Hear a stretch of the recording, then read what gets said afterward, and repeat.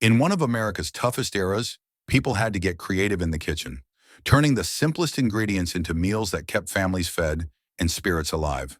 From unusual soups to inventive desserts, these dishes prove that hard times can inspire surprising flavors. Let's take a look back at the most memorable ones. Hoover Stew. Hoover Stew was known for two things. It could feed the whole family and stay within a tight budget.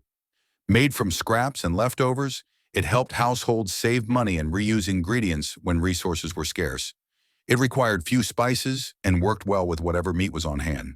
In a time when banks were failing and jobs were scarce, it became a comforting and affordable choice for many families. As the economy recovered, however, Hoover Stew faded from kitchens, replaced by richer and more varied recipes. Mock apple pie. Mock apple pie became a hit during hard times when apples were too costly. Using the nation's favorite Ritz crackers as a substitute, the pie looked and tasted surprisingly close to the real thing. Combined with lemon, cinnamon, and a bit of vanilla, it made a satisfying homemade dessert that rivaled traditional apple pie. Popular from the Depression era onward, it was cheap, easy to make, and even featured on Ritz cracker boxes. Today, it's rarely seen in homes, but it remains a creative example of making do with what's available. Cornmeal mush. Cornmeal mush joined pies and stews as an affordable meal during hard times.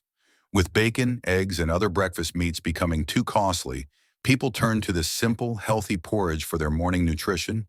Served with maple syrup or, in some cases, rich sausage gravy, it offered a bit more flavor. Still, it was never a favorite, and once the economy improved, most families quickly returned to their usual breakfasts. Dandelion salad. Dandelion salad may sound whimsical, but it was a frugal and nutritious meal during the Great Depression. With ingredients scarce, people foraged dandelions, trimming away roots and flowers to make a simple, healthy salad. Dressed with just lemon juice, olive oil, and a pinch of salt, it was a budget-friendly option, especially for those watching both their diet and expenses. Vinegar pie. Vinegar pie was one of the more unusual Depression-era dishes, showing how far people would go to create a budget-friendly treat. Originating in states like Pennsylvania in the early 1930s, it required only a pie crust, vinegar, sugar, and eggs. A meringue topping helped mask the tart flavor, turning it into a simple but satisfying dessert. For many, it was a small indulgence at the end of a long, exhausting week, a sweet comfort in tough times. Boiled carrot sandwiches. Boiled carrot sandwiches emerged during the Great Depression when rising prices and shrinking savings forced people to get creative with simple ingredients. Vegetables were already hard to afford, but carrots were cheap, filling, and easy to prepare. Served as a closed or open-faced sandwich, often topped with melted cheese, they became a practical, tasty option. Like many Depression-era meals, they eventually disappeared as the economy improved and people moved on to more varied foods. Prune pudding. Prune pudding was a niche yet popular dish during the Great Depression, surprisingly served even to high-profile guests. Its rise in fame came largely from First Lady Eleanor Roosevelt, who offered it at White House functions.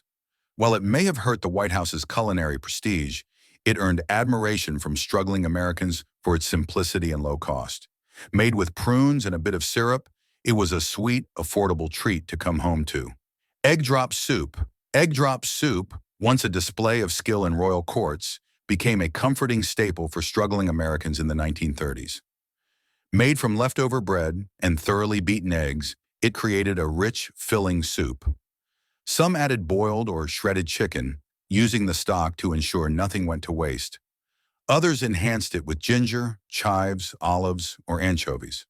Though born from necessity, a modern, less budget-focused version of this dish would be a welcome comeback. Cabbage and noodles.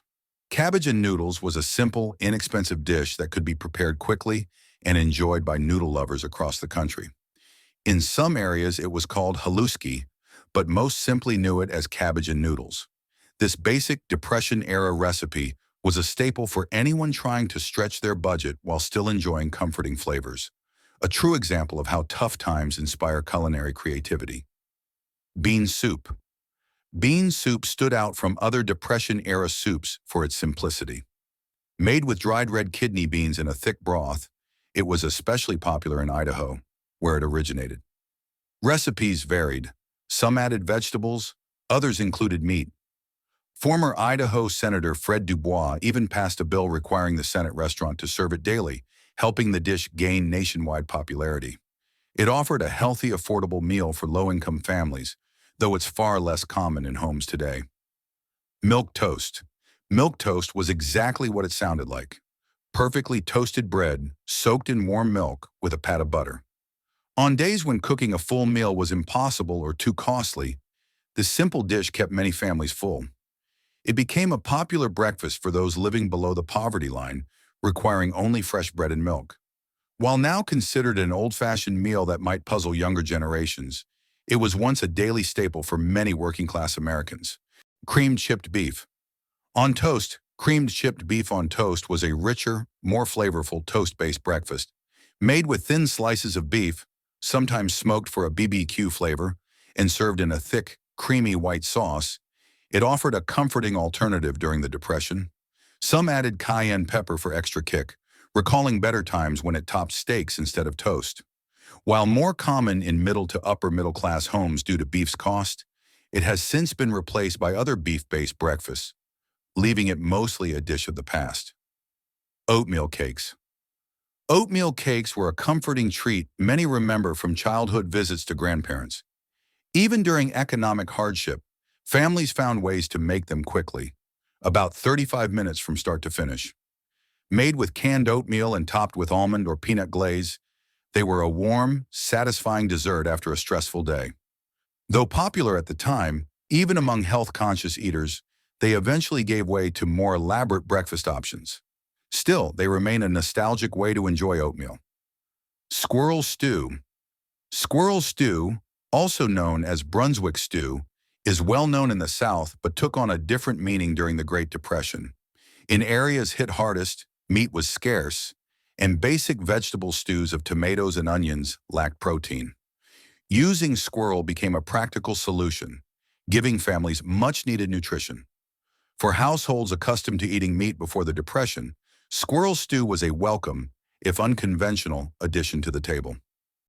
Depression cake. Depression cake earned its name during an era when sugar, butter, eggs, and even milk became expensive and hard to find. After the 1929 market crash, bakeries developed a recipe that required none of these ingredients, using baking powder, water, and margarine instead. Affordable and practical, it allowed families to still enjoy cake during tough times. This creative approach inspired other mock foods of the era, though the trend has largely disappeared today. Corned beef hash. Corned beef hash became closely linked to Great Depression cuisine as an affordable, filling way to break from the era's many mock dishes. While not the most beloved meal, it offered both vegetables and protein, often made with canned beef, leftovers, or whatever meat was available. Served with thick gravy, it became a household staple and a common diner menu item, where it once cost as little as 75 cents, a price long gone today. Potato soup. Potato soup varied greatly depending on what was available. Sometimes rich and hearty, other times plain and simple. While the best versions used butter and milk, families without those staples could make it with just boiled potatoes, salt, pepper, and water. In the Depression, it was often saved for special occasions, but today, you might make it simply because you found a recipe online.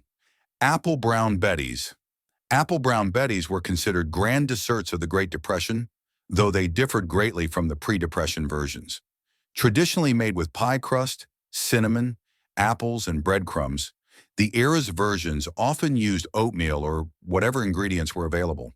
These varied widely from home to home, some closely resembling the classic, others improvised with whatever was in the pantry. Today, these Depression-era twists survive mostly as family recipes and memories. Hominy.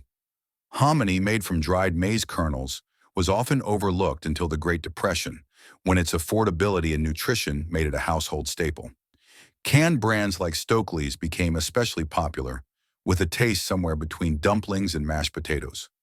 Costing around 15 cents in most stores, it was a bargain and could be served in soups, with roasts, or as a meal on its own. Sometimes the things that can help most in tough times are right under your nose, or in this case, on grocery shelves you might overlook.